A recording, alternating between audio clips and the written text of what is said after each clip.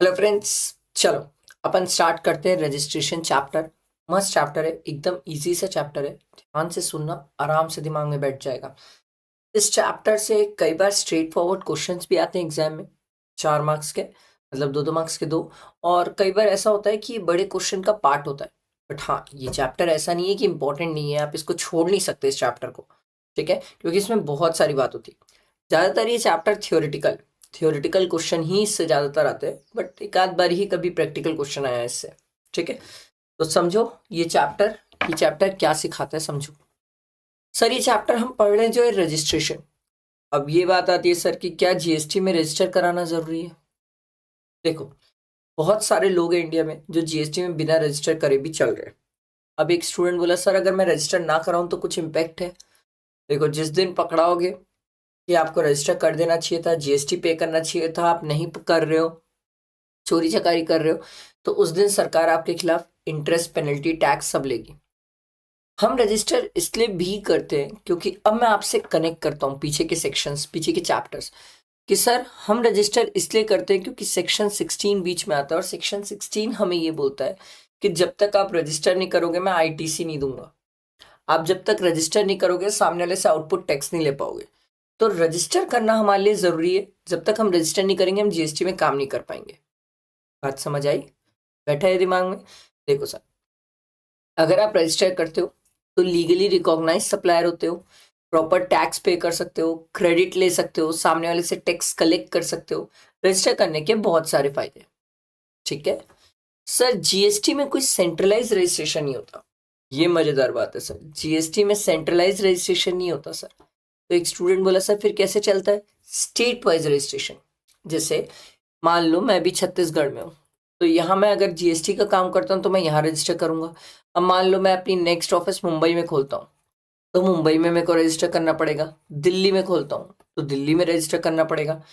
State wise, हर जगह state wise registration लेना पड़ता है। ये मेरे को आपको इसलिए बताना पड़ रहा है क्योंकि इनकम टैक्स में पूरे इंडिया लेवल पे रजिस्ट्रेशन चलता है। एक बार रजिस्टर करते हैं, पूरे इंडिया लेवल पे काम करते हैं, पूरे इंडिया लेवल पे इनकम अर्न करते हैं।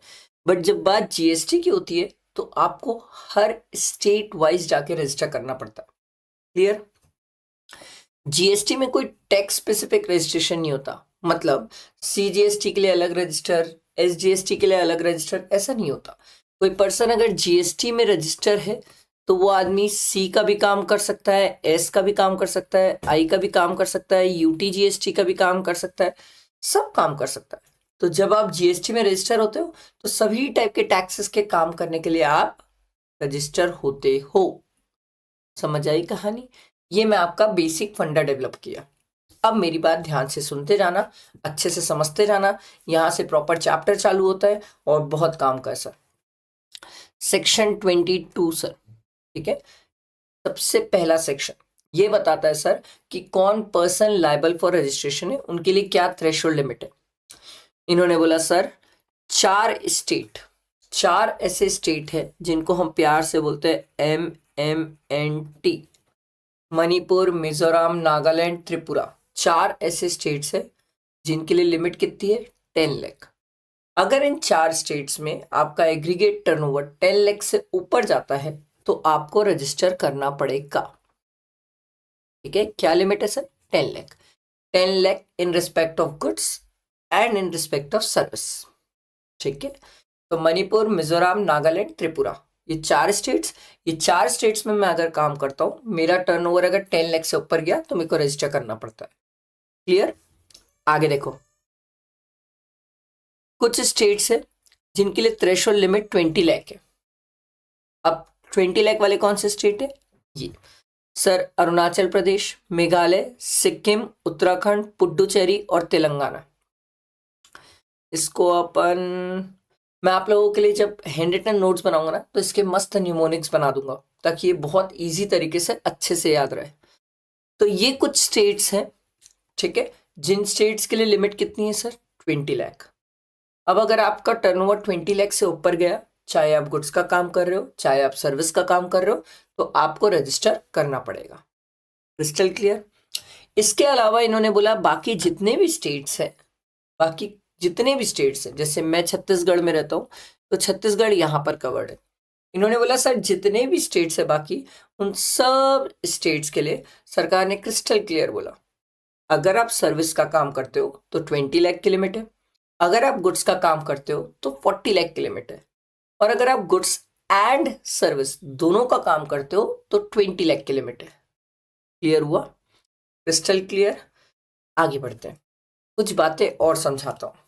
अब मान लो, एक अच्छा एग्जाम्पल समझो।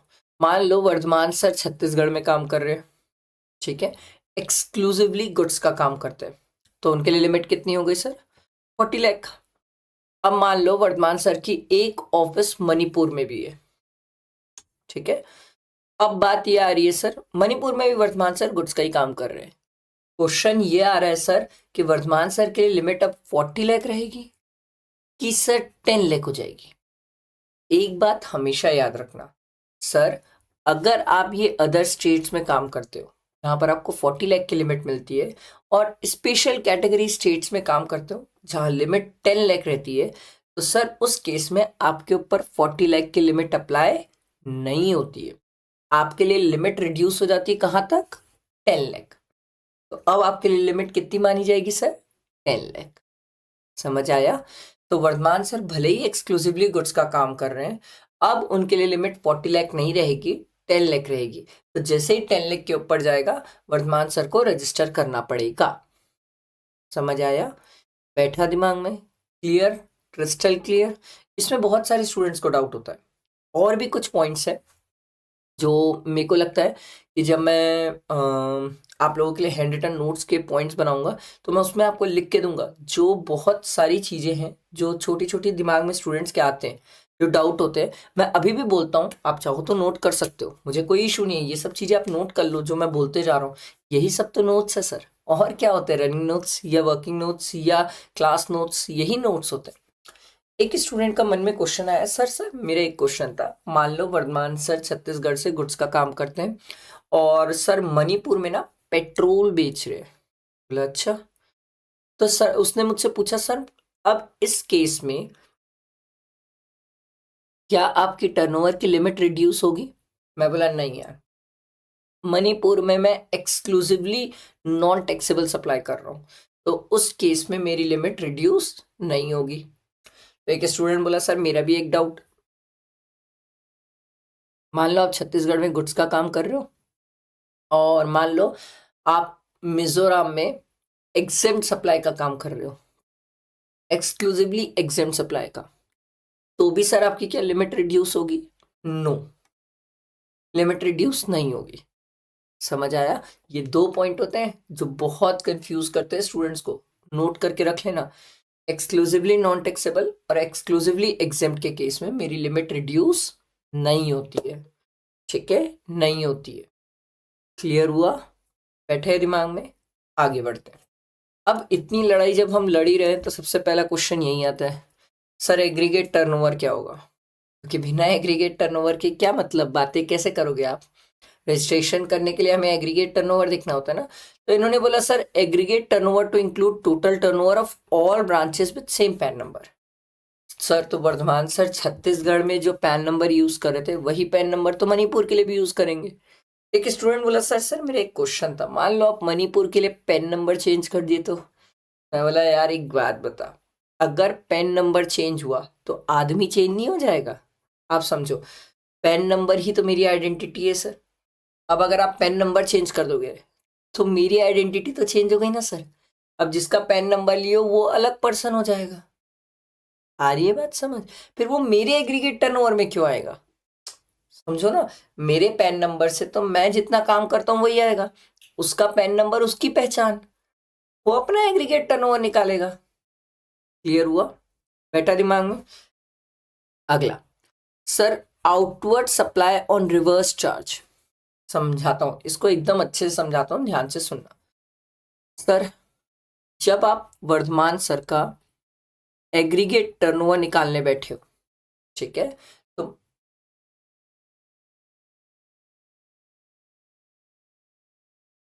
देखो मैं आपको जो समझा रहा था वो ध्यान से सुनना।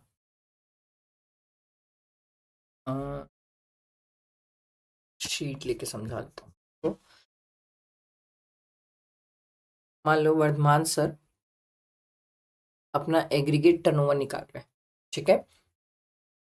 तो एग्रीगेट टर्नओवर में उन्होंने सब चीजें ऐड कर ली, ठीक है, ऑल टैक्सेबल सप्लाईज वगैरह। अब ध्यान से सुनना, मान लो वर्धमान सर, ठीक है, इंश्योरेंस एजेंट है, ठीक है, और वो इंश्योरेंस कंपनी को सर्विसेज प्रोवाइड करते हैं। तो अपन सीख क्या है सर कि सर एक इंश्योरेंस एजेंट अगर इंश्योरेंस कंपनी को सर्विसेज प्रोवाइड करता है तो उस केस में आरसीएम में टैक्स पे करना होता है। किसको पे करना होता है? इंश्योरेंस कंपनी को। Crystal clear. अब वर्धमान सर क्या कर रहे हैं, अपना जब एग्रीगेट टर्नओवर निकालने बैठे हैं तो वर्धमान सर जो ये एज एन इंश्योरेंस एजेंट जो सर्विसेज दिए हैं आरसीएम में दिए हैं उसको हमें क्या करना होता है? ऐड करना होता है। उसको हमें क्या करना होता है? ऐड करना होता है। एक स्टूडेंट बोलेगा सर आरसीएम की सर्विसेज क्यों आप ऐड किए? भाई समझो, मेरा आउटवर्ड सप्लाई तो है, मैंने ही तो सप्लाई किया है सर्विसेज इंश्योरेंस कंपनी को, तो मेरा आउटवर्ड सप्लाई है, तो मैं अपने एग्रीगेट टर्नओवर में क्या करूंगा? ऐड करूंगा। तो एक स्टूडेंट बोला सर एक क्वेश्चन है, सर मान लो एक छोटा सा एक एग्जांपल और लेते हैं, क्या वो वाला भी आरसीएम आएगा कि नहीं आएगा बता देना। बोला ठीक है भाई। एक स्टूडेंट बोला सर मान लो एक जीटीए वाला है, ठीक है, और जीटीए वाला आपको वर्धमान सर रजिस्टर्ड है, ठीक है, और जीटीए वाला 5% पे चल रहा है, ठीक। तो जीटीए वाले ने सर्विसेज दिया वर्धमान सर को, ठीक, और वर्धमान सर आरसीएम में जीएसटी पे करते हैं। अब बात ये आई कि ये वाला जो आरसीएम में क्या ये मेरे एग्रीगेट टर्नओवर में सॉरी सॉरी क्या ये मेरे एग्रीगेट टर्नओवर में आएगा? नो। ये मेरे एग्रीगेट टर्नओवर में क्यों आएगा? इसको अपन बोलते हैं इनवर्ड आरसीएम, ठीक है, इसको बोलते हैं इनवर्ड आरसीएम। ये मेरे एग्रीगेट टर्नओवर में क्यों आएगा? ये किसके एग्रीगेट टर्नओवर में आएगा? जीटीए वाले के। अरे भैया उसने सर्विस दिया ना, मैंने थोड़ी दिया, मैंने तो रिसीव किया, तो मेरे एग्रीगेट टर्नओवर में नहीं आएगा। मेरे एग्रीगेट टर्नओवर में कौन सा आरसीएम आता है? आउटवर्ड वाला आरसीएम आता है। क्लियर हुआ? आउटवर्ड वाला आरसीएम मेरे एग्रीगेट टर्नओवर में आएगा, इनवर्ड वाला नहीं आता। क्लियर? बैठा दिमाग में? आगे बढ़ते हैं। Aggregate turnover to include all supplies made on behalf of the principals, ठीक है। सर एजेंट जो आगे सप्लाई करता है ऑन बिहाफ ऑफ जितने भी प्रिंसिपल सप्लाई करता है सर वो उसके एग्रीगेट टर्नओवर में आएगा।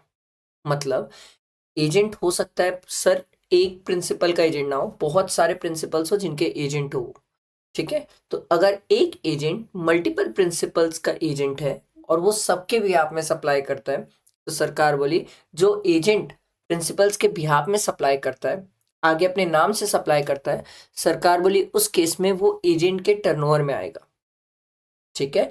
ये अपन आगे पढ़ेंगे भी, सेक्शन 24 आएगा जहां पर अपन ये पढ़ेंगे कि एजेंट कंपलसरी रजिस्ट्रेशन में भी आता है, ठीक है। Supply of goods by job worker, अगर कोई जॉब वर्कर है, जॉब वर्कर पता है ना सर, कोई जो हमारे लिए सर इंटरमीडिएट या ट्रीटमेंट वाला प्रोसेस करके दे दे सर, जॉब वर्कर। अगर कोई प्रिंसिपल है जिसका कोई जॉब वर्कर हो और अगर जॉब वर्कर कोई चीज सप्लाई कर रहा है ऑन बिहाफ ऑफ प्रिंसिपल तो वो किसके टर्नओवर में आएगा? प्रिंसिपल के टर्नओवर में आएगा, जॉब वर्कर के टर्नओवर में नहीं आएगा। बैठे हैं दिमाग में? क्लियर हुआ? ठीक है। और कोई पॉइंट यहाँ पर स्टूडेंट फंसते हैं? नहीं, ये मेजर पॉइंट्स है मैंने सब कवर किए जहां पर स्टूडेंट सबसे ज्यादा फंस रहे हैं रजिस्ट्रेशन चैप्टर में, ठीक है। आगे बढ़ते हैं। सेक्शन 23 सर, कुछ ऐसे लोग हैं जिनको सरकार बोली रजिस्ट्रेशन की जरूरत ही नहीं है। मैं बोला बताओ कौन? सरकार बोली ऐसा कोई आदमी जो ऐसे गुड्स या सर्विसेज पे काम कर रहा है जो नॉट लाइबल टू टैक्स है। मैं बोला बताओ। Alcoholic liquor for human consumption, दारू वाले लोगों को बाहर किए। अगर आप एक्सक्लूसिवली दारू का काम करते हो तो उस केस में आपको वहां पर रजिस्टर नहीं करना पड़ेगा। क्यों करोगे भाई? ठीक है। अगला, ऐसा कोई पर्सन जो होली एग्जेम्प्ट वाला काम करता है, एक्सक्लूसिवली एग्जेम्प्ट गुड्स का काम करता है। एक्सक्लूसिवली एग्जेम्प्ट, इसमें तो लिस्ट पड़ी हुई है, लिस्ट है पूरी एग्जेम्प्ट की अपने पास। तो अगर कोई एक्सक्लूसिवली लिस्ट एग्जेम्प्ट का काम करता है, योगा ही ले लो। एक्सक्लूसिवली चैरिटेबल इंस्टीट्यूशन है और योगा का काम करता है, सरकार बोली चैरिटेबल एक्टिविटी है, एग्जेम्प्ट है। एक्सक्लूसिवली एग्जेम्प्ट का काम करते हैं, इनको भी रजिस्टर नहीं करना पड़ेगा। तीसरा है एग्रीकल्चरिस्ट। ठीक है, एग्रीकल्चरिस्ट, पर ये एग्रीकल्चरिस्ट कौन होना चाहिए पता है? इंडिविजुअल और एचयूएफ, ये दो ही एग्रीकल्चरिस्ट कवर्ड है सर। आप चाहो तो नोट करके रख लो, ये एग्रीकल्चरिस्ट सिर्फ दो हैं सर, इंडिविजुअल और एचयूएफ, इनके अलावा कोई और नहीं। ठीक है, इनके अलावा कोई और नहीं, ध्यान रखना। ठीक, तो ये तीन ऐसे लोग हैं जिनको सरकार बोली कि आपको रजिस्टर करने की जरूरत ही नहीं है, सेक्शन 23। क्लियर? आओ आगे बढ़ते हैं। इसके बाद कुछ छोटी छोटी बातें हैं। गवर्नमेंट ने कुछ नोटिफिकेशंस निकाले थे और नोटिफिकेशन से कुछ लोग थे जिनको सरकार ने एग्जेम्प्ट किया था रजिस्ट्रेशन से। पहला पॉइंट समझो सर, ऐसा कोई पर्सन जो ऐसा सप्लाई कर रहा है जो एक्सक्लूसिवली रिवर्स चार्ज में टैक्सेबल है। सर मतलब एकदम सिंपल सा एग्जांपल है, समझो सर, एक एडवोकेट है, वो जो सर्विसेज देता है, एडवोकेट की सर्विसेज या तो एग्जेम्प्ट है या तो आरसीएम में है ना। तो सरकार बोलती है एडवोकेट से हम कभी रजिस्ट्रेशन की बात करेंगे ही नहीं, क्योंकि वो जो सर्विसेज देता है या तो वो आरसीएम में होती है या तो वो एग्जेम्प्ट होती है, तो हम इससे रजिस्ट्रेशन की बात कभी नहीं करेंगे। पहला पॉइंट एग्जाम्पल के साथ। अगला, person supplying through e commerce, याद आया? Person supplying through e commerce, इसमें तो 9(5) की नोटिफाइड सर्विसेज होती है सर। गुड्स के केस में भी अब अलाउड हो गया है सर ई कॉमर्स के थ्रू। सर सर्विसेज के केस में तो पहले से अलाउड था सर। हाँ, पर याद रखना एक थ्रेशोल्ड लिमिट है, उस थ्रेशोल्ड लिमिट से ऊपर जाओगे तो फिर रजिस्टर करना पड़ जाएगा सर। ठीक है, अगला, सप्लायर ऑफ गुड्स, एक्सक्लूसिवली जो गुड्स का काम करते हैं, having an aggregate turnover not exceeding 40 lakh. ठीक है, कुछ ऐसे लोग जिनको सरकार बोली भाई हम 40 लाख की लिमिट देंगे, याद है ना मैंने आपको ऊपर बताया था सर, ये वाले ये कैटेगरी के जो लोग हैं इनको कितने की लिमिट मिलती है? 40 लाख की लिमिट मिलती है अगर ये एक्सक्लूसिवली गुड्स का काम करे। एक्सक्लूसिवली गुड्स मतलब सिर्फ गुड्स का काम करे। अगर गुड्स और सर्विसेज रहा तो लिमिट 20 लाख हो जाएगी। ठीक है, ठीक है। अब सरकार बोली 40 लाख की लिमिट कुछ लोगों पे अप्लाई नहीं होती है, मतलब कुछ लोगों को हम ये 40 लाख की लिमिट नहीं देंगे। मैं बोला बताओ, सरकार बोली सबसे पहला जो कंपलसरी रजिस्ट्रेशन में कवर्ड है अंडर सेक्शन 24, उनको सर 40 लाख की लिमिट नहीं मिलेगी। ये नोटिफाइड गुड्स, ये हम कहीं पढ़े? हाँ सर, कंपोजिशन स्कीम में पढ़े हैं। अगर ये नोटिफाइड गुड्स आप सप्लाई कर रहे हो तो सरकार बोलती है इस केस में आपको 40 लाख की लिमिट नहीं मिलेगी। Person engage in making intra state supply in special category states. Sir special category states, ये स्पेशल कैटेगरी स्टेट्स कहाँ पर पढ़े हैं सर? कंपोजिशन स्कीम में पढ़ते हैं। कंपोजिशन स्कीम में स्पेशल कैटेगरी स्टेट्स पढ़े हो, अरुणाचल प्रदेश, ये ऊपर भी तो पढ़ते हो ना सर। ये पूरे स्पेशल कैटेगरी स्टेट्स है, इनको 40 लाख की लिमिट नहीं मिलती है। MMNT, मणिपुर, मिजोरम, नागालैंड, त्रिपुरा, फिर अरुणाचल प्रदेश, मेघालय, सिक्किम, उत्तराखंड, पुडुचेरी और तेलंगाना। ठीक है, ये सब लोगों को 40 लाख की लिमिट नहीं मिलती है। ठीक है, आगे, सर ऐसा कोई पर्सन जो वॉलेंट्री रजिस्टर कराए, वॉलेंट्री मतलब खुद सामने से आके गवर्नमेंट को बोले कि भाई मेरे को रजिस्टर कर दो, सरकार बोले उसे 40 लाख की लिमिट नहीं देंगे हम। ऐसा कोई पर्सन है जो ऑलरेडी रजिस्टर्ड है, ठीक है, एक्सक्लूसिवली गुड्स का काम करता है, उसका टर्नओवर 35 लाख है, बट वो पहले से ही रजिस्टर्ड है, तो सरकार बोलती है वो चाहता है कि मैं एज अ रजिस्टर्ड पर्सन चलना चाहता हूं, तो उस केस में उसको 40 लाख की लिमिट नहीं मिलेगी, क्योंकि वो पहले से ही रजिस्टर्ड था। ये 40 लाख की लिमिट सरकार ने बाद में नोटिफिकेशन से लाई थी। ठीक है, क्लियर? आगे देखो, person making inter state taxable supply of service. अगर आप इंटर स्टेट सर्विस दे रहे हो इंटर एक स्टेट से दूसरे स्टेट सर्विसेज देते हो तो आपके पास 20 लाख की लिमिट है। अगर इंटर स्टेट गुड्स हो जाता है तो आपको कंपलसरी रजिस्ट्रेशन है, अभी अपन नीचे पढ़ेंगे। इंटर स्टेट सर्विस है तो आपके पास 20 लाख की लिमिट है। इंटर स्टेट सर गुड्स है तो कंपलसरी रजिस्ट्रेशन, अभी पढ़ेंगे। अगला, person making inter state taxable supply of notified handicraft goods. ठीक है, तो सरकार बोली उस केस में भी आपके पास 20 लाख की लिमिट है। अब देखो यहां पर गुड्स है पर नोटिफाइड हैंडीक्राफ्ट गुड्स है, इसीलिए आपके पास 20 लाख की लिमिट है। और अगर आप स्पेशल कैटेगरी स्टेट्स में हो तो 10 लाख की लिमिट है। आई बात समझ? तो सर आप एक बात याद रखना कि कोई पर्सन अगर इंटर स्टेट गुड्स सप्लाई कर रहा है तो सर इंटर स्टेट गुड्स के केस में कंपलसरी रजिस्ट्रेशन होता है। बट अगर वो नोटिफाइड हैंडीक्राफ्ट गुड्स कर रहा है तो उसके पास लिमिट है सर 20 लाख की या 10 लाख इन स्पेशल कैटेगरी स्टेट्स। ठीक है, जॉब वर्कर इनको सरकार छोड़ दी, ऑब्वियसली इनको छोड़ दो सर। क्यों सर? क्योंकि जॉब वर्कर जितना भी सप्लाई करता है वो किसके टर्नओवर में ऐड हो जाता है? प्रिंसिपल के। तो अपन प्रिंसिपल से बात करेंगे सर, जॉब वर्कर को हमने छोड़ दिया रजिस्ट्रेशन से। क्लियर? ये सब सरकार ने नोटिफिकेशन से बोला। अब अगला, services provided by commission agent for sale और परचेज ऑफ एग्रीकल्चर प्रोड्यूस। अगर ये कमीशन एजेंट जो है, ठीक है, ये कमीशन एजेंट एपीएमसी ने अपॉइंट किया है, agriculture produce marketing committee, government के थ्रू अपॉइंट हुआ है ये कमीशन एजेंट। तो सरकार बोली इसको रजिस्ट्रेशन के लिए रिक्वायरमेंट नहीं है। बट सर अगर एपीएमसी का एजेंट नहीं है और प्राइवेट का एजेंट है तो सरकार बोली बैठो और उसको बोलना रजिस्टर कराना पड़ेगा। समझ आई बात? बैठा दिमाग में? आगे बढ़ते हैं।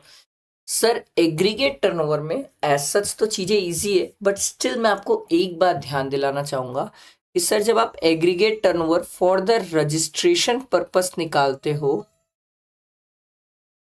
तो आप इस एग्रीगेट टर्नओवर में एग्जेम्प्ट को भी ऐड करते हो। ठीक है सर, ये तो हम पहले भी करते थे। नहीं नहीं नहीं नहीं, मैं आपको एक बात सिखाता हूँ। एग्जेम्प्ट में अपन एक सर्विसेज है सर, याद आ रहा है? Services by way of loan, advance, deposit, so far in the consideration in the form of interest discount। ये वाली जो एग्जाम थी इसको अपन एग्रीगेट टर्नओवर में कंपोजिशन स्कीम के लिए नहीं लेते थे, but for the registration purpose ये वाली सर्विस को भी एग्रीगेट टर्नओवर में आप ऐड करेंगे। Very very important.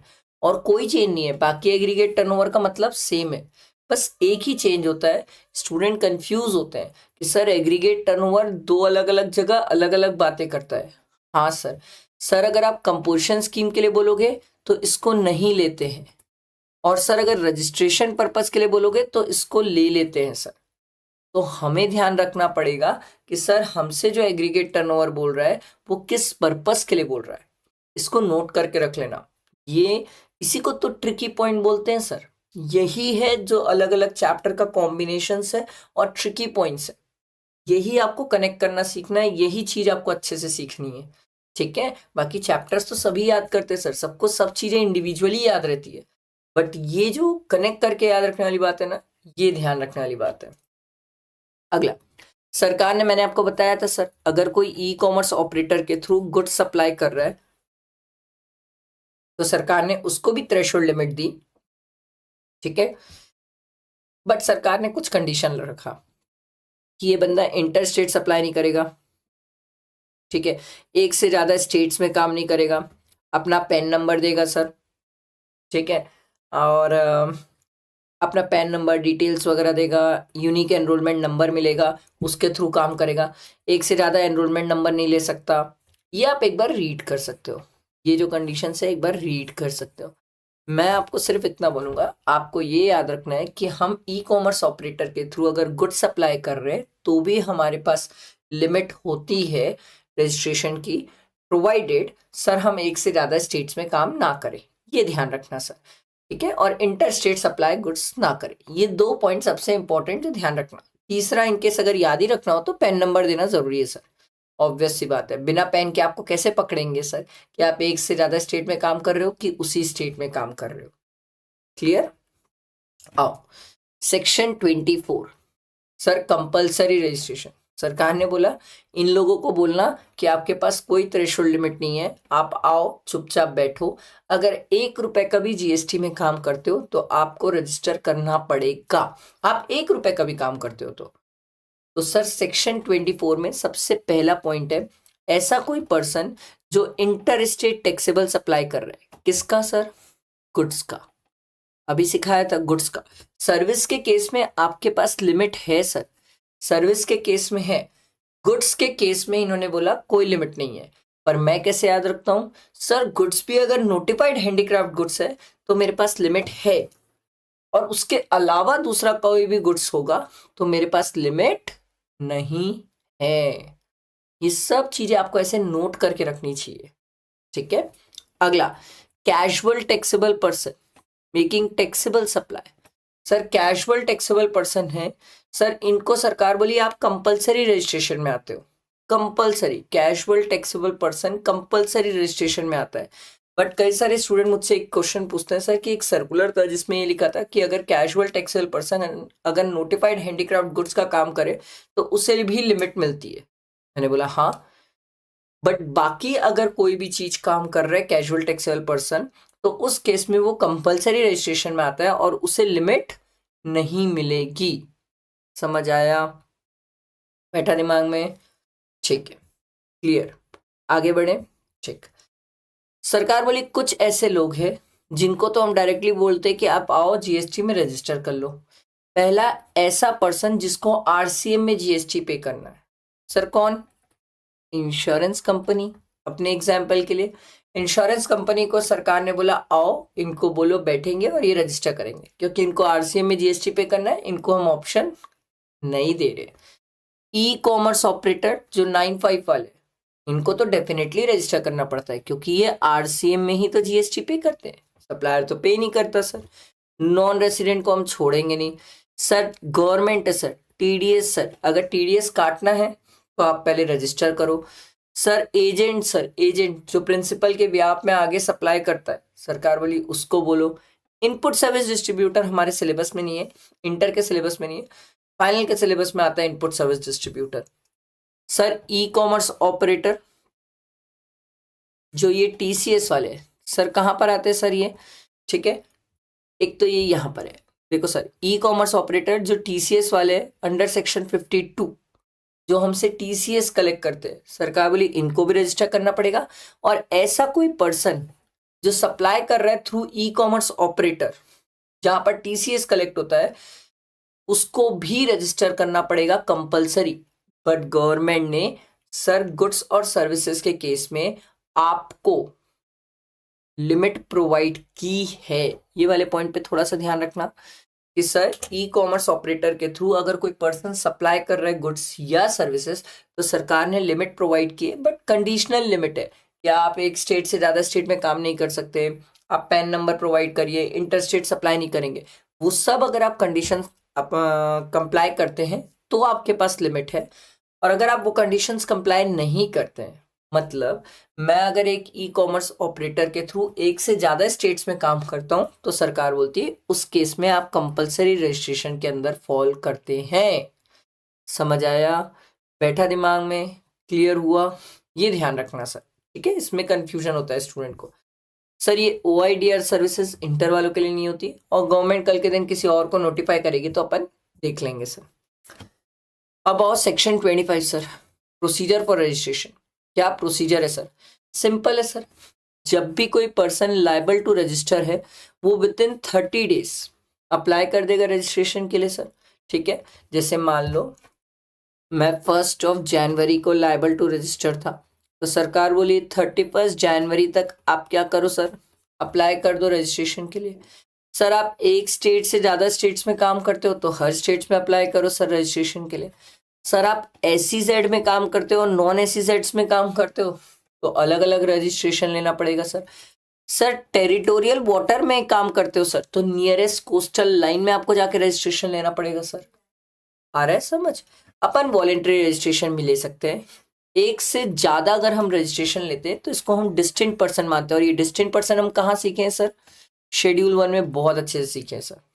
ठीक है, पैन नंबर देना कंपलसरी है। ये सब पॉइंट आप चाहो तो रीड कर सकते हो, ये सब इतने इंपॉर्टेंट नहीं है सर। पर इसमें ना मैं आपको एक अच्छी बात सिखाना चाहता हूँ, ध्यान से सुनना सर, बहुत इंपॉर्टेंट, जो स्टूडेंट भूल जाते हैं। सर क्या मैं ऐसा कर सकता हूँ कि सर मैं मान लो, ध्यान से सुनना, मैं आपको एक एग्जांपल देता हूँ। मान लो वर्धमान सर छत्तीसगढ़ में काम कर रहे हो और मुंबई में काम कर रहे हो। क्या ऐसा कर सकता हूँ मैं छत्तीसगढ़ में नॉर्मल स्कीम में चलूँ और मुंबई में कंपोजिशन स्कीम में चलूँ? सर काबिल नहीं, ऐसा नहीं होता। सेम पैन नंबर पे सेम स्कीम चलेगी। ठीक है, सेम पैन नंबर पे सेम स्कीम चलेगी। आप ऐसा नहीं कर सकते एक जगह नॉर्मल स्कीम और एक जगह कंपोजिशन स्कीम, ऐसा अलाउड नहीं है। या तो सभी जगह नॉर्मल स्कीम या तो सभी जगह कंपोजिशन स्कीम, ये ध्यान रखना, ये भूल जाते हैं स्टूडेंट। ठीक है, इसके बाद फिर आपको आधार ऑथेंटिकेट कराना पड़ता है। पता है ये section 25 is not as important for exam.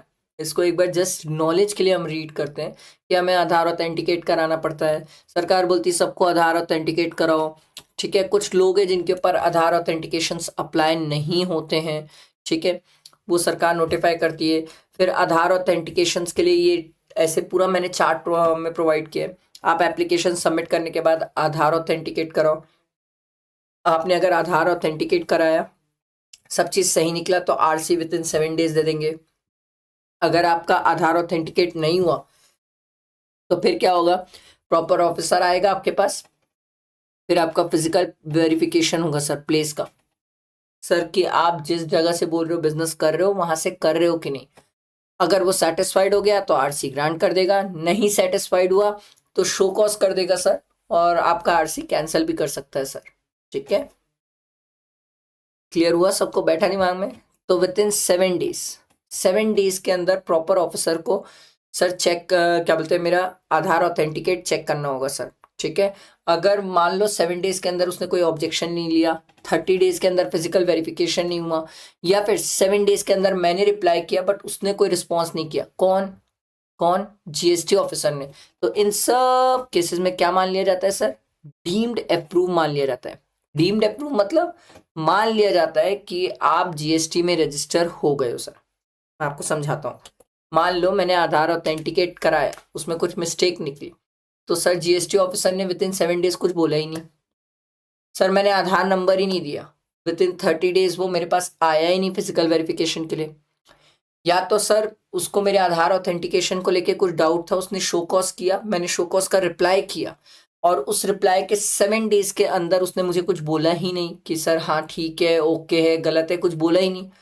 तो इन सब केसेस में अगर जीएसटी ऑफिसर लापरवाही करता है तो उस केस में सरकार ने बोला भाई एक आम आदमी क्यों भुगते, वो आम आदमी डीम्ड अप्रूव मान लिया जाएगा, उसका रजिस्ट्रेशन वैलिड मान लिया जाएगा।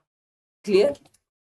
फिर इन्होंने बोला sir physical verification after grant of registration, किसी को रजिस्ट्रेशन ग्रांट किए उसके बाद उसका फिजिकल वेरिफिकेशन कर रहे हैं, तो within 15 days from the date of such verification, देखो, where the proper officer is satisfied that the physical verification of the place of business is required after the he may get such verification of such place of business done after the verification along with including photographs।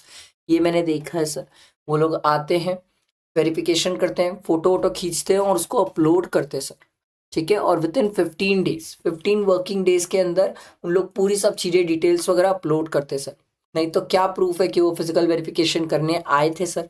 ठीक है, और अगर किसी को before grant of registration physical verification के लिए आ रहे तो आ सकते हैं, आएंगे sir, at least 5 days prior to the completion of time period specified in the set proviso. ठीक है, 5 दिन पहले, रजिस्ट्रेशन ग्रांट करने से पहले वो फिजिकल वेरिफिकेशन करना आना चाहते हैं तो आ सकते हैं, कोई दिक्कत नहीं है, आ जाओ। पर जो टाइम पीरियड दिया गया है सर रजिस्ट्रेशन के लिए कि आपको आरसी ग्रांट करना है, कितने दिन के अंदर ग्रांट करना है? 7 डेज के अंदर आरसी ग्रांट करना है। तो आपको sir with in 5 working days आपको आना पड़ेगा सर फिजिकल वेरिफिकेशन के लिए। उससे लेट आप नहीं कर सकते, उससे लेट नहीं कर सकते, क्योंकि अगर उससे लेट आप करोगे तो फिर वो डीम्ड अप्रूवल में चले जाता है। ठीक है, समझ आया? आगे देखो सर, इसके बाद time limit for issue of grant of registration certificate, 15 digit का जीएसटीएन नंबर होता है। अगर ये वाला पॉइंट से एग्जाम में क्वेश्चन आता है सर, ये इंपॉर्टेंट है सर, अगर आपने application with in 30 days apply किया, मतलब मैं 1 जनवरी को लाइबल टू रजिस्टर था, मैं 31 जनवरी के पहले अगर बीच में मान लो 15 जैन को ही मैं रजिस्ट्रेशन के लिए अप्लाई किया, तो सरकार बोली आप अच्छे इंसान हो, सरकार बोली हम आपको रजिस्टर मान लेते हैं 1 जैन से। सर इसका कोई रिलेवेंस है? हाँ सर, इसको हम कनेक्ट करते हैं सेक्शन 18 से सर, इसको हम कनेक्ट करते हैं सेक्शन 18 से सर, इसीलिए तो इम्पोर्टेंट है ये, इसीलिए इम्पोर्टेंट है कब आप लाइबल टू रजिस्टर थे, क्योंकि जिस दिन आप लाइबल टू रजिस्टर थे उसके एक दिन पहले से लेके 1 साल पहले तक के पूरे इनपुट की क्रेडिट मिल जाती है। ऐसे कनेक्ट करके पढ़ा करो सेक्शन 18 से, क्योंकि आपको एग्जाम में तो ऐसे ही आता है आजकल क्वेश्चन, आप नहीं कनेक्ट करोगे, आप सिर्फ ये वाली बात याद रखोगे तो आप फंस जाओगे। आई बात समझ? और अगर आप 30 डेज के अंदर रजिस्ट्रेशन नहीं करते, मान लो मैं 2 फेब को अप्लाई किया रजिस्ट्रेशन के लिए, तो सरकार बोली आप बुरे इंसान हो। इस केस में आपको आरसी कब ग्रांट हुआ? मैं बोला मान लो 8 फेब को मेरे को आरसी ग्रांट हुआ, तो सरकार बोली हम आपको रजिस्टर कब से मानेंगे? 8 फेब से मानेंगे। हम आपको रजिस्टर कब से मानेंगे? 8 फेब से मानेंगे। समझ आई बात? ठीक है। इसके बाद आप ये सिंपल पॉइंट याद रख सकते हो कि हमें बैंक डिटेल्स फर्निश करनी पड़ती है सर, ठीक है, within 30 days from the date of grant of registration, या फिर before furnishing the detail of outward supply of goods and services both under GSTR 1, दोनों में विच एवर इज अर्लियर तक हमें क्या देना पड़ता है? Bank details. ये एमसीक्यू में आता है सर कि हमें बैंक डिटेल्स कितने टाइम पीरियड के अंदर देना पड़ता है। इसके बाद अगर आप आधार ऑथेंटिकेट नहीं कराओगे तो ये वाला जो प्रोविजन है ये इंपॉर्टेंट होता है, फाइनल वालों के लिए बहुत इंपॉर्टेंट होता है, इंटर में ही नहीं पूछते हैं सर कि सर कल के दिन आपका रजिस्ट्रेशन कैंसिल किया गया है तो उसको रिवोक कराने के लिए आप नहीं जा पाओगे अगर आपने आधार ऑथेंटिकेट नहीं किया। तो इंटर वालों के लिए ये वाला पॉइंट ही बस काम का होता है, क्योंकि बाकी 2 पॉइंट उनके सिलेबस में ही नहीं होते हैं कि वो रिफंड के लिए एप्लीकेशन फाइल नहीं कर सकते, रिफंड नहीं फाइल कर सकते अंडर सेक्शन 96 और अंडर सेक्शन 89, रूल 89 और 96 सर, ठीक है। फिर ये कौन कौन पर्सन आधार ऑथेंटिकेट करा सकता है ये आप पढ़ सकते हो सर। जिसके पास अभी आधार नंबर असाइन नहीं किया गया, सरकार उनको बोलती है कोई बात नहीं, आप हमें एनरोलमेंट स्लिप दे दो, आपने आधार के लिए अप्लाई किया होगा वो एनरोलमेंट स्लिप दे दो, bank passbook, voter ID, passport, driving licence, कुछ भी दे दो, कुछ भी दे दो, ठीक है। पर याद रखना विद इन 30 डेज आपको आधार एनरोलमेंट करवाना पड़ेगा। समझ आया? आगे बढ़ो, ध्यान दो। सर क्या कोई पर्सन एक स्टेट के अंदर भी अलग अलग जीएसटी रजिस्ट्रेशन ले सकता है? हाँ सर ले सकता है, ऐसा कोई इशू नहीं है सर, सेपरेट रजिस्ट्रेशन भी अपन एक स्टेट के अंदर अप्लाई कर सकते हैं। अब अगर एक ही स्टेट के अंदर कोई पर्सन अलग अलग सेपरेट रजिस्ट्रेशन ले लेता है तो बात ये होती है सर कि इस केस में दोनों ब्रांच, मान लो छत्तीसगढ़ है, ठीक है, छत्तीसगढ़ में मैंने 2 ब्रांच खोली, सर क्या दोनों ब्रांच को डिस्टिंक्ट पर्सन या सेम पर्सन माना जाएगा? सर ये इस पे डिपेंड करेगा कि दोनों का अगर सेपरेट रजिस्ट्रेशन है तो डिस्टिंक्ट पर्सन है, और सेम रजिस्ट्रेशन में काम कर रहे हैं तो उस केस में सेम पर्सन माना जाएगा। ये ध्यान रखना, ठीक है, ये ध्यान रखना। अगला है suo motu registration. Suo motu मतलब खुद से जाके रजिस्ट्रेशन करवाना, ठीक है। अब यहाँ पर क्या होता है, ध्यान से सुनना। अब यहाँ पर आपको ना टेम्परेरी रजिस्ट्रेशन कौन देता है पता है? प्रॉपर ऑफिसर, मतलब जीएसटी का ऑफिसर। ये ऐसा क्यों करते हैं सर? क्योंकि जीएसटी ऑफिसर को ऐसा लगता है सर कि आप जीएसटी का काम कर रहे हो बट टैक्सेस पे नहीं करते हो, तो जीएसटी ऑफिसर क्या करता है, आपको टेम्परेरी रजिस्ट्रेशन दे देता है, ठीक है। तो सर अगर वो आपको टेम्परेरी रजिस्ट्रेशन दे रहा है तो ध्यान दो sir, application for registration to be made within 90 days of temporary registration. अब जैसे ही वो आपको टेम्परेरी रजिस्ट्रेशन देता है कि हमें लग रहा है भैया आप टेम्परेरी रजिस्टर हो जाओ और जितना भी जीएसटी है आप हमें पे कर दो। अब कल के दिन आपको लग रहा है हाँ यार मैं चोर चमार था, मेरे को अब प्रॉपर सही में रजिस्टर कर लेना चाहिए, तो सरकार बोलती कोई दिक्कत नहीं, आप जैसे ही हम आपको टेम्परेरी रजिस्ट्रेशन ग्रांट किए उसके विद इन 90 डेज आप अप्लाई कर लो रजिस्ट्रेशन के लिए, ठीक है। और अगर आपको लग रहा है कि हमने गलत टेम्परेरी रजिस्ट्रेशन दिया है तो आ जाओ सर, मैटर फिर कोर्ट में जाएगा सर। विद इन 30 डेज आप अपील कर लो कि नहीं नहीं ये टेम्परेरी रजिस्ट्रेशन गलत था, मेरे को तो रजिस्टर होने की जरूरत ही नहीं थी सर। समझ आया? ठीक है। फिर आप ये फॉर्म ध्यान रख सकते हो कि अगर टेम्परेरी रजिस्ट्रेशन है तो फॉर्म GST REG 12 है। GST नंबर डिस्प्ले करना कंपलसरी है sir, every principal additional place, हर प्लेस में सर। GSTN नेम बोर्ड में होना चाहिए सर, जो आपका नेम बोर्ड है उसमें GSTN नंबर होना जरूरी है। ये तो आप हर जगह देख सकते हो सर। सर अगर यूनिक आइडेंटिफिकेशन नंबर है सर, ये application for granting unique identification number, ठीक है। फॉर्म याद रख सकते हो, ये एक बार फॉर्म आया हुआ है MCQ में, बाकी इसमें इतना डिटेल कुछ नहीं आता एग्जाम में। अगला है डीम्ड रजिस्ट्रेशन। सरकार बोलती है कोई आदमी अगर CGST और SGST के लिए रजिस्टर हुआ है तो वो I के लिए भी हो गया है सर। अगर I के लिए रजिस्टर है तो C और S के लिए भी है। अगर CS के लिए उसका रजिस्ट्रेशन कैंसिल हुआ है तो I के लिए भी कैंसिल हो गया, ठीक है। इसके बाद ये वाला समझो सर, अगर कोई पर्सन कैजुअल टैक्सेबल पर्सन है या नॉन रेसिडेंट टैक्सेबल पर्सन है। पहले आप ये समझो ये होते कौन है casual taxable person? Sir casual taxable person वो है जो रेगुलर GST में काम नहीं करता, इंडिया में ही रहता है, इंडिया में ही बैठ के बिजनेस करता है, बट कभी से ऐसा कोई ट्रांजेक्शन कर लिया जो GST में कवर्ड है, तो सरकार इससे बात करती है रजिस्ट्रेशन की। क्लियर? और नॉन रेसिडेंट टैक्सेबल पर्सन ये इंडिया में नहीं रहता, इसके पास पैन नंबर वगैरह नहीं है इंडिया का, पर सर ये GST में काम कर रहा है। तो सरकार बोली भाई आप दोनों बिजनेस कमेंस करने के पहले at least days prior to the commencement of business आपको अप्लाई करना है रजिस्ट्रेशन के लिए। दोनों को सरकार ने बोला, ठीक है, दोनों को। पर याद रखना नॉन रेसिडेंट जो रहता है वो पासपोर्ट के थ्रू जाता है सर, क्योंकि उसके पास और कोई ऑप्शन भी नहीं है सर, उसके पास पैन नंबर तो होगा नहीं सर। इनके में ये वाला पॉइंट इंपॉर्टेंट है और एक ये वाला पॉइंट एग्जाम में आता है, और एक ये एटलीस्ट 5 डेज। ये सब MCQ में आते हैं सर, राइटिंग में नहीं आते हैं, MCQ वाले पार्ट है। देखो एक बात समझो, जब कोई चैप्टर लेंदी रहे तो हमें समझना चाहिए कि किस चीज को कैसे पढ़ना है। हर चीज को आप उतना डिटेल मत पढ़ो कि आखिरी दिन समेट भी ना पाओ। इतना भी लंबा पढ़ने का मतलब नहीं होता कि आखिरी दिन समेटाए ना। हद से ज्यादा पढ़ के भी क्या करोगे, वो आखिरी दिन समेटाएगा ही नहीं। देखो सर कैजुअल टैक्सेबल पर्सन, इनको सरकार ने सिंपल एक बात बोला कि भैया आप 100% of the estimated tax liability पूरा जमा करेंगे इन कैश। पर ये जब आप 100% of the estimated tax liability जमा करेंगे तब सरकार बोली हम आपको क्रेडिट एडजस्ट करने देंगे। मतलब जितनी भी आपके आउटपुट टैक्स रहेगा आप आउटपुट टैक्स में क्रेडिट एडजस्ट करोगे, बैलेंस जो बचेगा इसका 100% एक बार में पूरा जमा कर दोगे, क्योंकि हम आपको दोबारा ढूंढ नहीं पाएंगे और हमें भरोसा नहीं है कि आप दोबारा हमारे टैक्स देने आओगे भी। समझ आई बात? नेक्स्ट सर अगर कोई पर्सन कैजुअल टैक्सेबल पर्सन है या नॉन रेसिडेंट टैक्सेबल पर्सन है तो सर उनका रजिस्ट्रेशन वैलिड कब तक होता है? सरकार बोली देखो मैक्सिमम 90 डेज होता है, या फिर पीरियड स्पेसिफाइड फॉर रजिस्ट्रेशन और 90 डेज, दोनों में विच एवर इज अर्लियर। तो मैक्सिमम कितना टाइम पीरियड होता है? 90 डेज। ये एग्जाम में लिखने को आता है, थ्योरी के सेंस में लिखने को आता है सर, ठीक है। जिस 90 डेज को फर्दर 90 डेज भी एक्सटेंड कर सकते हैं। अब वो GST डिपार्टमेंट के ऊपर है कि वो एक्सटेंड करेगा कि नहीं करेगा। समझ आया? बैठा दिमाग में? क्लियर हुआ? ठीक है। इसके बाद अमेंडमेंट ऑफ रजिस्ट्रेशन। अब देखो आप अगर रजिस्ट्रेशन कराते हो तो क्या सर हम रजिस्ट्रेशन में कुछ अमेंडमेंट भी कर सकते हैं?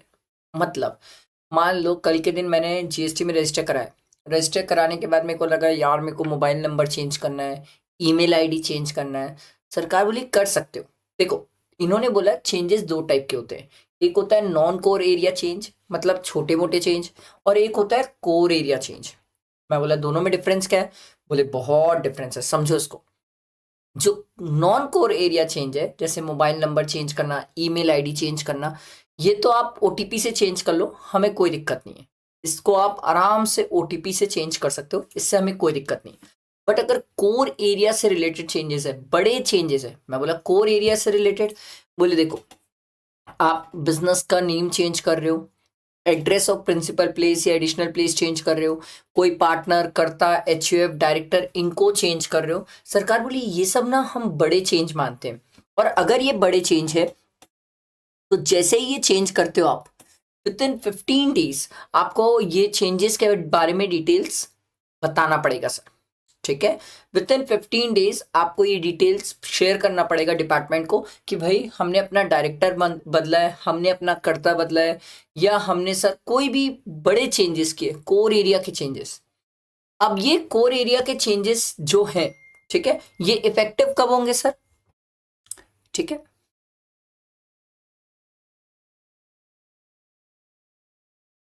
ये इफेक्टिव किस दिन माने जाएंगे? ये इफेक्टिव उस दिन माने जाएंगे जिस दिन जीएसटी डिपार्टमेंट आपको बोलेगा हाँ सर हम आपके चेंजेस से सेटिस्फाइड है, क्योंकि कोर एरिया का चेंजेस है तो वो वेरीफाई करेगा सर। तो एक स्टूडेंट बोला सर एक क्वेश्चन था मेरा कि सर मान लो अगर नॉन कोर एरिया का चेंज है, छोटा मोटा चेंज है, तो फिर वो कैसे एप्लीकेबल होता है? सरकार बोली वो ना थ्रू ओटीपी ही एप्लीकेबल हो जाता है, मतलब थ्रू ओटीपी हम उसको वेरीफाई कर लेते हैं और वो चेंजेस इमीडिएट इफेक्ट होते हैं। मतलब अगर मान लो मैं मोबाइल नंबर चेंज करना चाह रहा हूँ तो सरकार बोली आप मोबाइल नंबर चेंज कर लो, ओटीपी के थ्रू चेंज हो जाएगा और वो इमीडिएट इफेक्ट से होगा। पर जो ऊपर वाले चेंजेस है, कोर एरिया वाले चेंजेस, ये इमीडिएट इफेक्ट पे नहीं आते। ठीक है, ये इमीडिएट इफेक्ट में नहीं आते। आप जैसे ही कोर एरिया का चेंजेस करोगे उसके बाद आप उसके लिए इन्फॉर्म करोगे और इन्फॉर्म करने के बाद डिपार्टमेंट आपको अप्रूवल देगा, और जब डिपार्टमेंट आपको अप्रूवल देगा उसके बाद ही आप ये कोर एरिया के चेंजेस कर सकते हो और ये प्रैक्टिकली एप्लीकेबल हो जाएंगे। अगर मान लो उन्होंने रिजेक्ट कर दिया तो जो चेंजेस आप किए थे वो चेंजेस नलीफाई हो जाएंगे। सर एग्जाम पर्पज के लिए डैम इंपॉर्टेंट है? नहीं, जस्ट एक बार रीड करके निकल जाना कि कोर एरिया के चेंजेस और नॉन कोर एरिया के चेंजेस क्या होते हैं, इससे ज्यादा इसको नहीं पढ़ने की जरूरत है। ठीक है, आ रही बात समझ? इन सबको आपको रीड करना है तो एक बार रीड कर सकते हो सर। देखो रजिस्ट्रेशन चैप्टर वैसे ही थियोरेटिकली बहुत बल्कि है, जबरदस्ती और बल्कि ना करो, इसको मत पढ़ो, उतना फालतू है। सेक्शन 29, आहा, इसको तो मतलब जान लगा दो, जी जान लगा दो और घोट के पी जाना इसको। कुछ है ऐसे सेक्शन रजिस्ट्रेशन में जिसको पढ़ने में दम लगाना चाहिए, जिससे आता है एग्जाम में और बड़े गजब क्वेश्चंस आते हैं। वो core area non core area आया ही नहीं है एग्जाम में, एक बार आया सर, वो भी तब आया था जब उसमें अमेंडमेंट हुआ था, उसके अलावा आया ही नहीं है वो। तो ये सब में ध्यान दो ना सर, ये तो ऐसा है कि हर 2 अटेम्प्ट 3 अटेम्प्ट में एक बार पूछ देते हैं। कैंसलेशन और सस्पेंशन ऑफ रजिस्ट्रेशन, सर ये क्या होता है सर?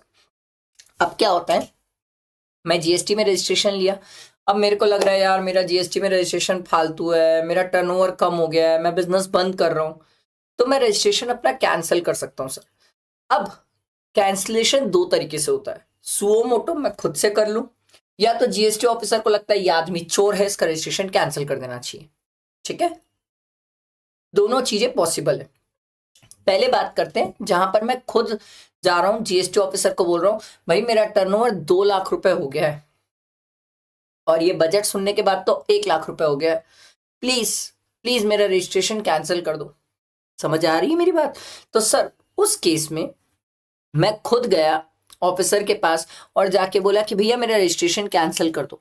ये सब मैं किन केसेस में जा सकता हूं सर? देखो अगर मेरा बिजनेस डिसकंटिन्यू हो गया है, ठीक है सर, बिजनेस क्या बोलते हैं, मेरी डेथ हो गई, प्रोप्राइटर की डेथ हो गई, उसके बाद बिजनेस लीगली ट्रांसफर हो गया है, एमैल्गमेट हो गया है, डीमर्ज हो गया है, डिस्पोज ऑफ हो गया है, या फिर there is change in the constitution of the business.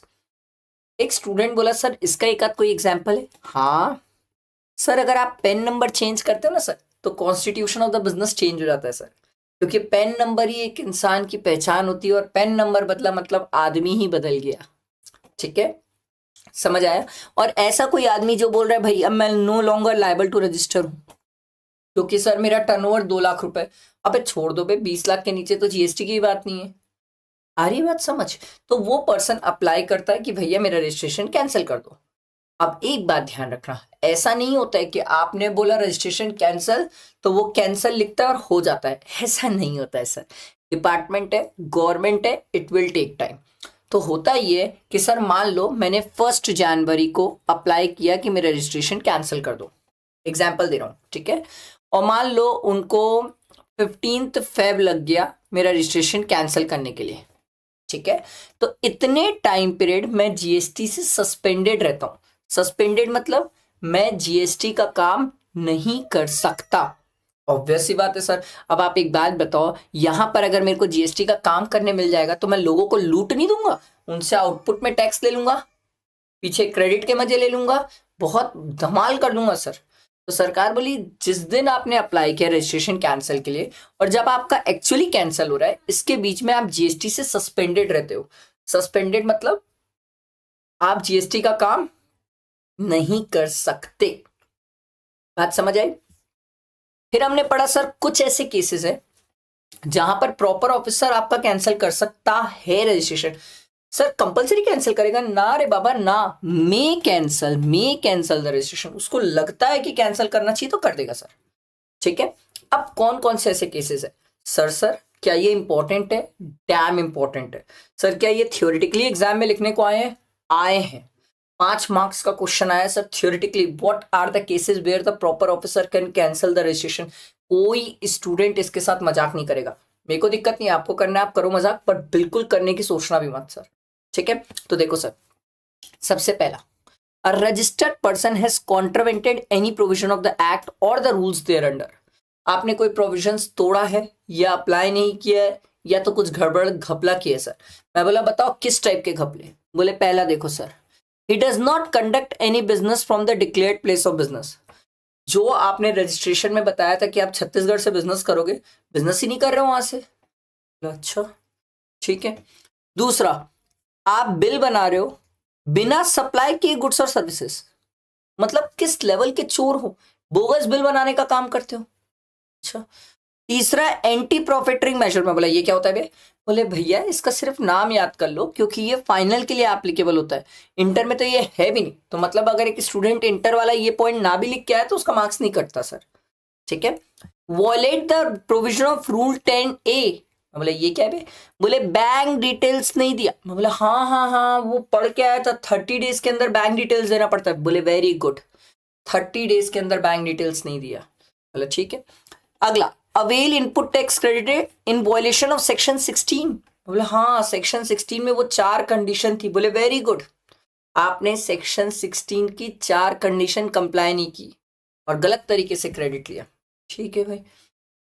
अगला, सर जितना आपने आउटवर्ड डिटेल जीएसटीआर 1 में डाला या 1A में डाला, आपने सर उतना जीएसटीआर 3B में पे ही नहीं किया। अलग लेवल के चोर हो, आउटवर्ड की डिटेल्स डालते हो, सब डालते हो, बट जीएसटीआर 3B में जितना पे करना चाहिए उतना पे ही नहीं करते हो। चोर आदमी हो तो आपका रजिस्ट्रेशन कैंसिल कर सकता है। सर रूल 86B का कंप्लायंस नहीं किया। मैं बोला ये क्या था? बोले याद आया वो 50 लाख से ऊपर का तेरा वैल्यू ऑफ टैक्सेबल सप्लाई होता था तो 99% of the output tax liability का ही तू क्रेडिट यूज कर सकता था। साले तूने 100% क्रेडिट यूज कर ली, चोर है तू। ठीक है। Next, violate the provision of 3rd and 4th provision to rule 23। बोले ये क्या है? सरकार बोली सुन याद कर, तेरे को सेक्शन 16(4) वर्धमान सर पढ़ा रहे थे आईटीसी का, उसमें याद है तेरे को सिखाए थे तेरा रजिस्ट्रेशन कैंसिल हो गया, बाद में डिपार्टमेंट बोला सॉरी गलती से हमने कैंसिल कर दिया तो रिवोकेशन का ऑर्डर हुआ। इसके बीच का जितना भी रिटर्न है तेरे को 30 डेज के अंदर डाल देना चाहिए था। बोला अरे हो यार आईटीसी में तो मैं पूरा चार्ट वगैरह समझाया था। ये वही बात है? बोले हाँ भैया जी हाँ, तुमने 30 डेज में रिटर्न डाले ही नहीं है। अजीब लेवल के चोर हो। हम बोले थे तुम्हारा रजिस्ट्रेशन गलत तरीके से कैंसिल कर दिए, उसको वापस ठीक करना चाह रहे। अरे तो मेरे बाप रिटर्न तो पूरे डाला ही नहीं है।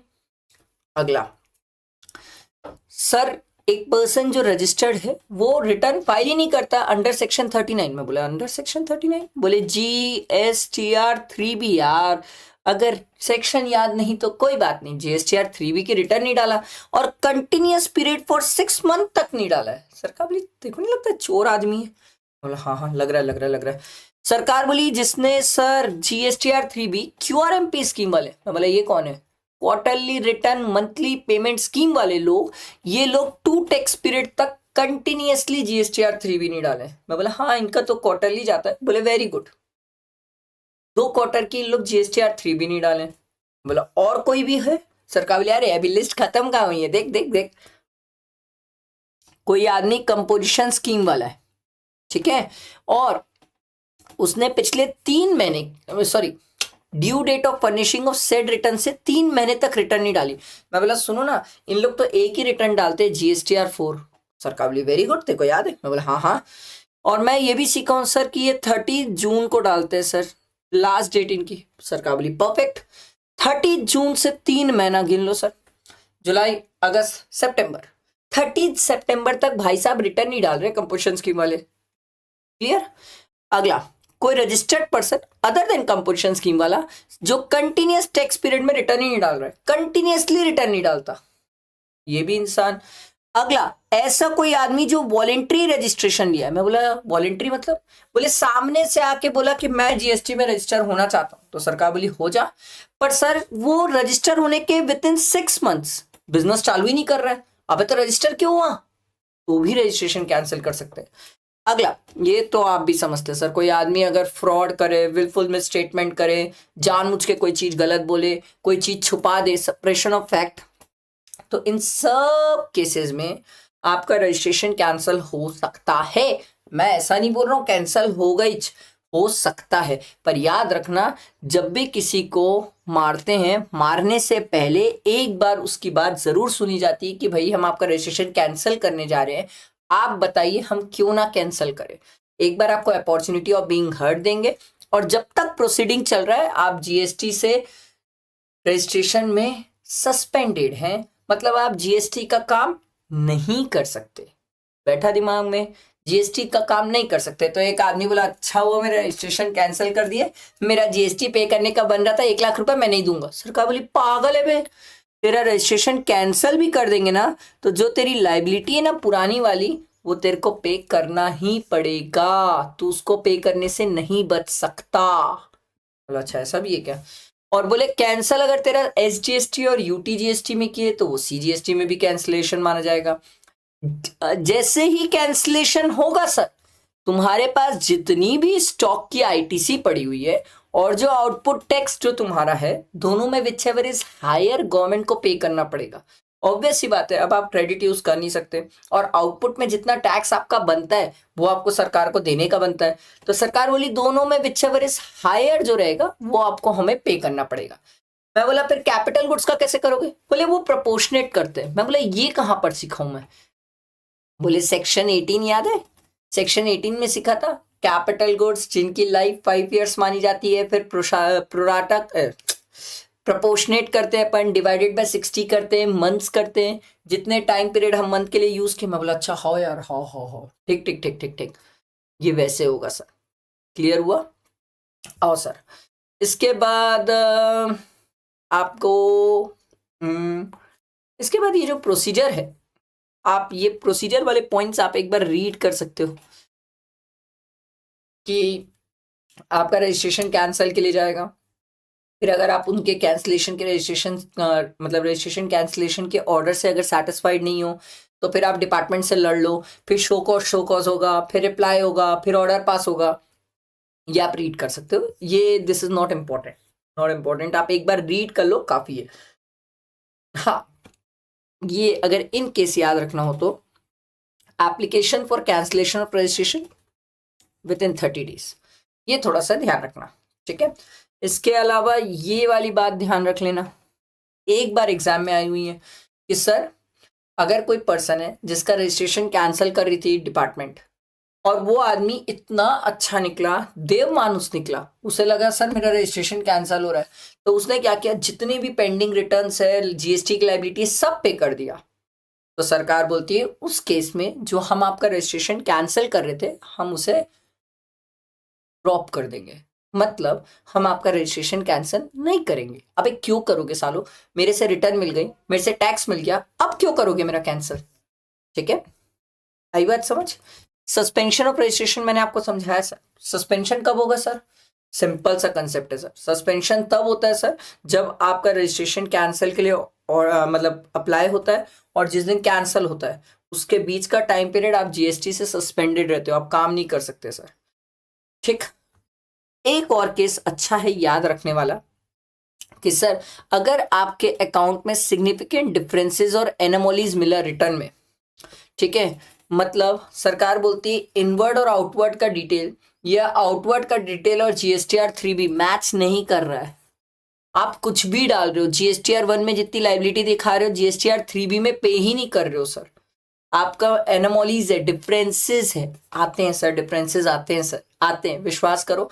लोग जो एनुअल रिटर्न डालने बैठते हैं ना सर, उनसे पूछना, वो डिफरेंसेस देखते हैं। इसी डिफरेंसेस को तो मैच करना रहता है सर, इन्हीं डिफरेंसेस को तो मैच करना रहता है एनुअल रिटर्न डालने से पहले। क्योंकि अगर आप इन डिफरेंसेस को मैच नहीं किए तो लिख के ले लो सर, आपके पास नोटिस आ जाएगी और आप लंबे से जाओगे सर।